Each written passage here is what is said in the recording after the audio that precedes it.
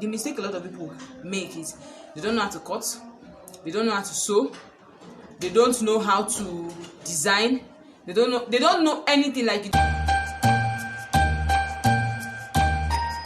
Hi guys, welcome back to my channel. It's your favorite internet tailor here again, back again with another video. Today guys, we're going to talk about what nobody tells you about tailoring or fashion business. Some truths, some things that a lot of us are budging our head for, some money advice, some things around money, some things about, around learning to sew, some things about just the nitty-gritty, okay? What nobody tells you about, because trust me, it will save you a lot of headache, save you a lot of headache, save you a lot of stress, save you a lot of frustration. So let's just get into the video. Now, the reason I decided to do this video, it's over and over again I see some people make some mistakes. I see people in my DM, I see people a little confused, and trust me, when I started out I was as confused as you, even though I have a background of tailoring. My mom is a tailor, she sews, she's been sewing for over 30 years. She's a phenomenal woman at that, she's very good at what she does. Over the years, I've realized that some of the things we stress ourselves about, some of the things we feel like this is the norm, this is the standard for sewing. You learn how to sew, you must learn how to sew basic, advanced, elaborate. When you see somebody going for an upgrade course in the UK, you feel bad. When you see people going for corset upgrade course, you be like, oh God, I like corset, but I don't want to be saying. See guys, relax. The first thing you should know with tailoring and fashion design is you have to pick an area of specialization. That is something you should know. That is something, if maybe someone had told me this at the beginning, I knew sort of, because my mom doesn't sew for men, she sews strictly for women. And even when it comes strictly for women, she has like an age range. Yeah, she can sew for younger women, she can sew for older women, but you see 30 plus women, that's her target audience, okay? She does fantastic with them. So one thing you should know is when you're a tailor, you have to have an area of specialization. You can't be sewing for men, sewing for women, sewing for children, sewing for boys, sewing for girls, sewing inter-sport outfits, Christmas outfits, New Year. Don't mind me, but you guys get the drill. So you have to pick an area of specialization, because when you pick an area of specialization, it will help you focus, okay? We all know this very famous Nigerian designer, May Atafo. May Atafo is that guy, I don't know. That guy is when I see some top-notch designers do some things, I'm like, God, bless me with the spirit of design, because this guy is out of this world. So we have May Atafo. May Atafo does bridal wears, okay? He does bridal wears, he does suits for men, he does kaftans for men, he does suits for women too. He dabbles in from time to time here and there, but you'd never see May Atafo doing a bespoke traditional outfit for a woman. That's not his thing. He has an area of specialization. If he's bridal, wedding gowns, all those stuff, he does that. Suits, kaftan, agbada for men, he does those ones, okay? So this man has skillfully carved out an area of specialization for himself, which he's known for. So he doesn't bother himself, even if the whole world is sewing corset and he does bridal wears. He's not there bothering himself like, oh, I need to learn how to sew. Even though, of course, you will have tailors, or he himself can cut a corset or sew a corset. But since that is not his area of specialization, he is not budging his head over and over again. I am not saying that from time to time he cannot include it in his design, but he doesn't jump around all winds of fashion, all winds of styles, all winds of design, because he has an audience that he has carved out for himself, and he's making his money there and there. So one thing you should know is, as a tailor, you should have your area of specialization. The mistake a lot of people make is going into sewing. They want to learn how to sew for women 3 months, they want to learn how to sew for men 3 months. People will not trust you, because they are like, she sews for men, she sews for women, I don't really know if she can sew this style. Do you guys understand me? So you should have an area of specialization. When you're learning how to sew, as you are going into your fashion business, have an area of specialization that even when you want to, in future, when you feel, okay, I'm now an authority on this specialty, I want to make more money, I want to add in, or maybe other things like maybe ready to wear, I want to add in. You guys know this lady, what's her name? Stitches by AC. Yeah, I'll put her handle on the screen if I'm not getting it right. Okay, you guys know that when it comes to beautiful designs with Ankara prints, corsets, exaggerated sleeve, she's there for that. That is her market. That is what she does. Okay, that is what she does. So when you are talking about, okay, maybe wedding gowns, bridal wear, she's known for Ankara prints, beautiful Ankara prints, corset. Even though there are some English prints, but you know that when you hear her name, Stitches by AC, Abidasi, I'm going to put her handle. If you are a Nigerian fashion designer, you should know who I'm talking about. She's very good, and we all know once you see her design, even without seeing the handle, you know that this is her. That is because she has carved out a niche for herself. Okay, so if you are just starting out, if you are learning how to sew, pick a niche. Okay, when you are starting as a basic, as a designer, of course, you are going in to learn how to sew. Of course, you start with basic, how to sew a gown, how to cut a gown. As you grow, you pick a specialization for yourself. And me, I had this struggle because when I started out, I don't like exotic clothes.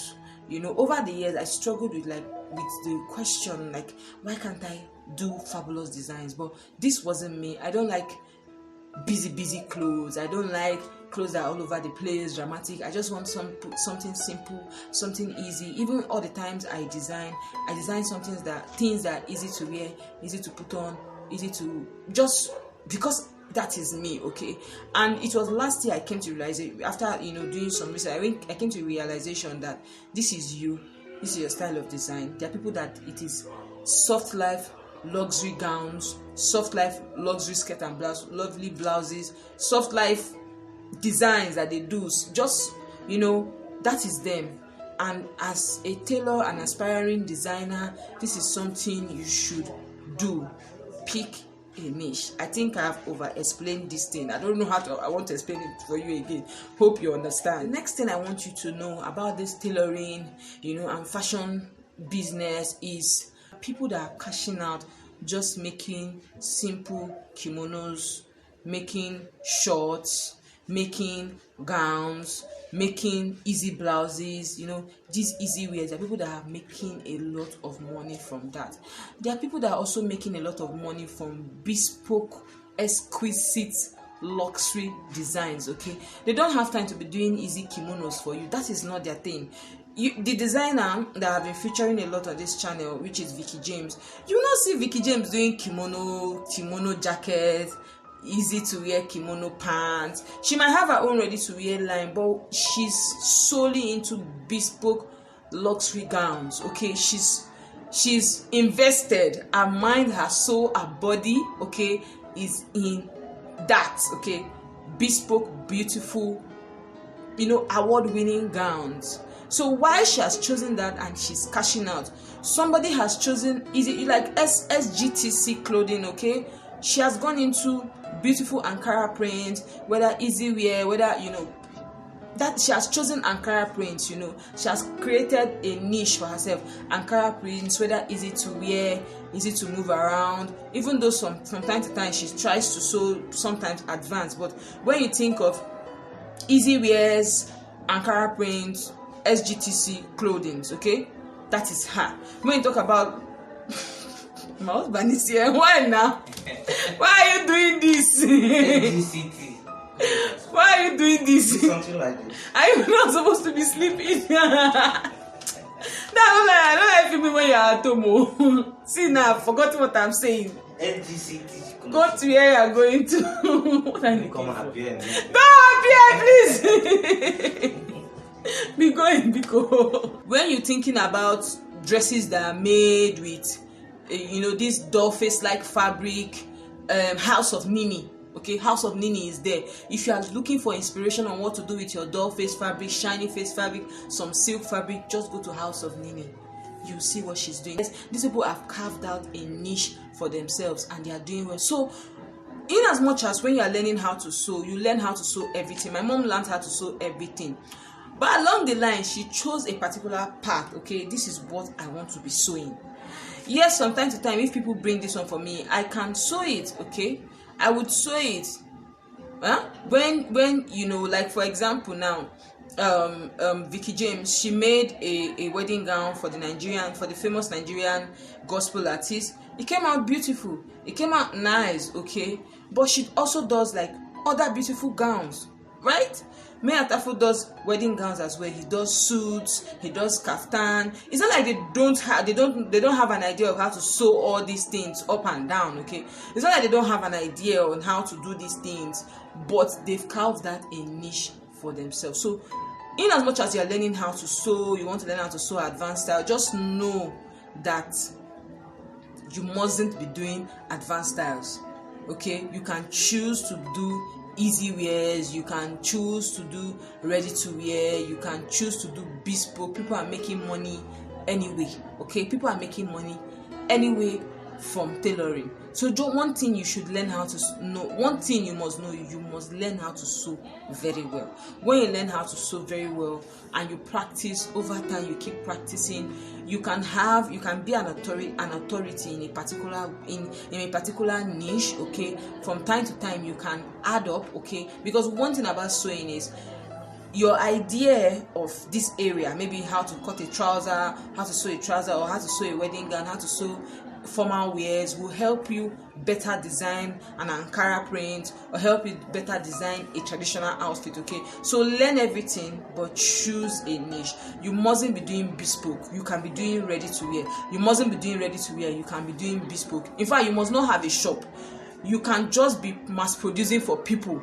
Okay, you can just be mass producing for people. Now that leads me to the next point. Some people they just tell you, oh, start small, you know, you mustn't buy all the equipment. But something you should know when you're starting out is you need basic equipment. I hear people tell me, oh, Ada, can I start my business without a weaving machine? Can I start with my blackhead machine? Can I start with this? Can I start with that? I always tell people, start with what you need. Okay, then you move as you get into the business, you begin to buy things that will make the job easier, faster, better, and more professional looking for you. Okay, so start with what you need. You mustn't see, some people are like, oh, if you want to start, you must start at home. See, you must not start at home. You can get a shop. You can start with getting a shop. You can start from your house. When you are comfortable starting from your house, then you can go ahead to get a shop. You can also start with a shop first without even starting at your home. So just do it. There's no straight path to say, okay, this is what everybody must do. Don't first get a shop. I always tell people, true, when you're starting, start with caution. Don't go ahead to borrow money, open it, like borrow 5 million. You hear some people borrow as much as 5 million, 2 million, 3 million. You know, they buy machines, they buy everything, they get tailors, and probably because they are still trying to find their feet, the business is not moving as they thought it would move, they are discouraged. Now, when you want to start, do not go overboard buying a lot of things. When you see the mistake a lot of people make is they don't know how to cut, they don't know how to sew, they don't know how to design, they don't know anything. Like, you don't know how to cut, you don't know how to sew, you don't know how to come up with designs, you cannot design, you cannot nothing.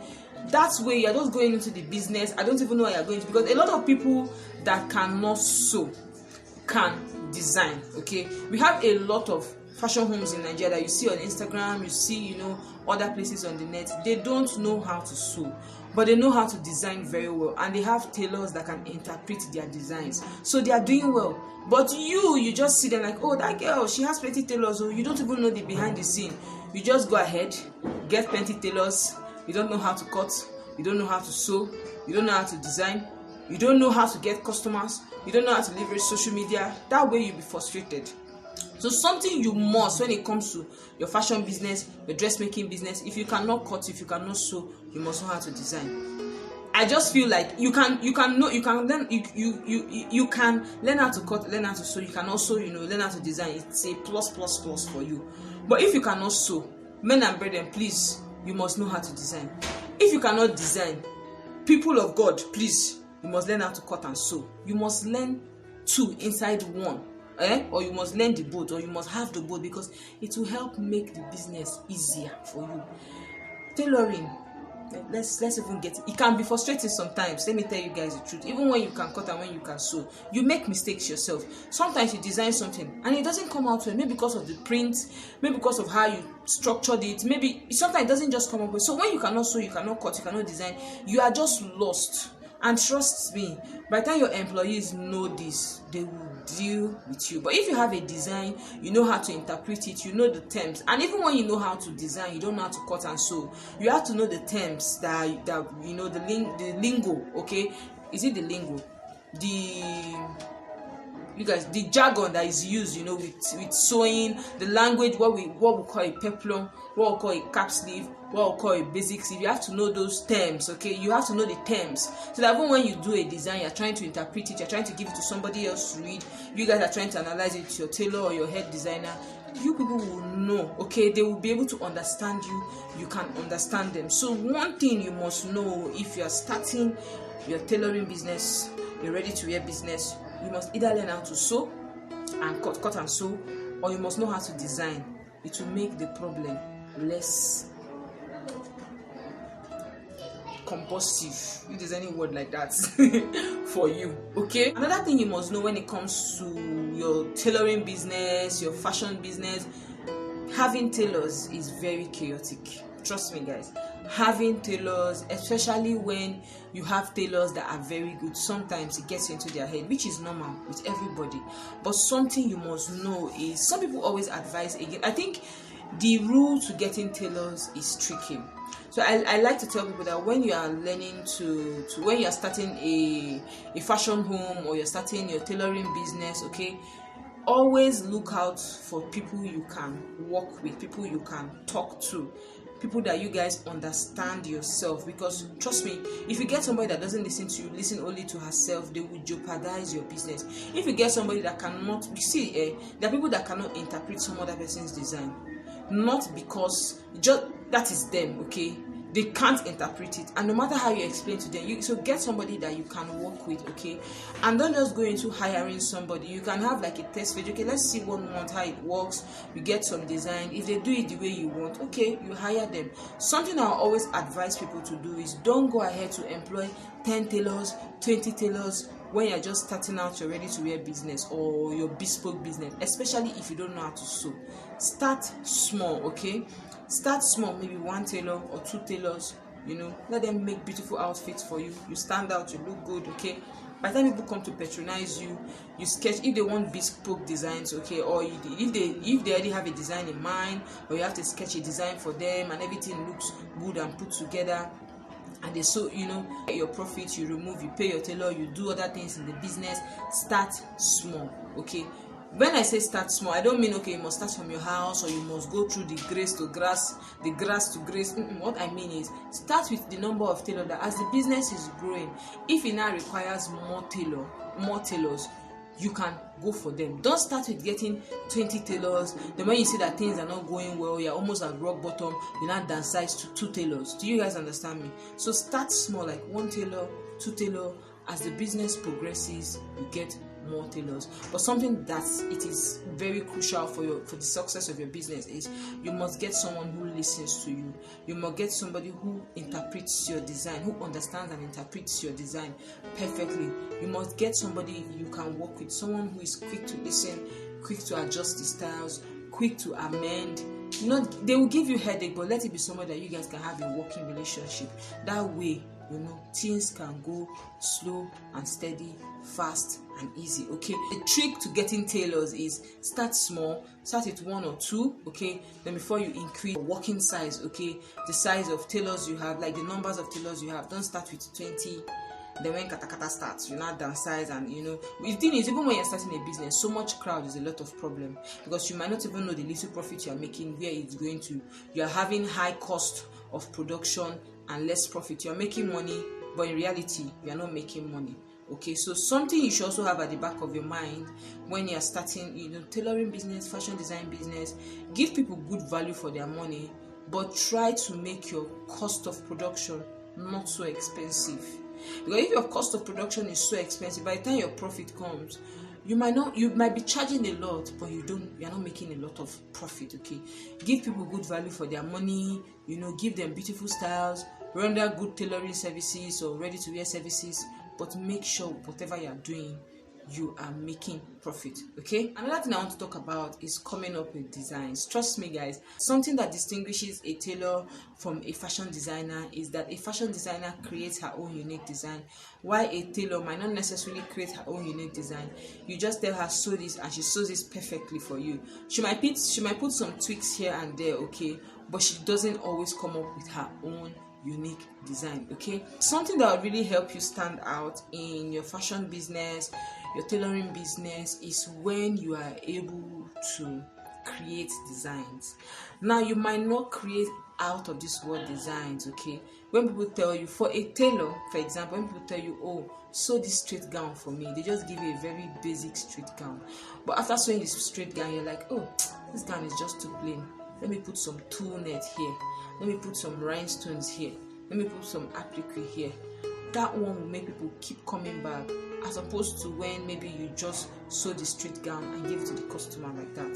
Do you guys understand me? Even for a fashion designer, okay, for a fashion designer who is running a bespoke tailoring home, see, one thing that will always make her stand out is how she combines her fabrics, how she comes up with her own unique styles, how she just basically creates new design. There's this designer on Instagram, I think Style Temple or Style by Temple, something like that. When you see her style, you know that this is her.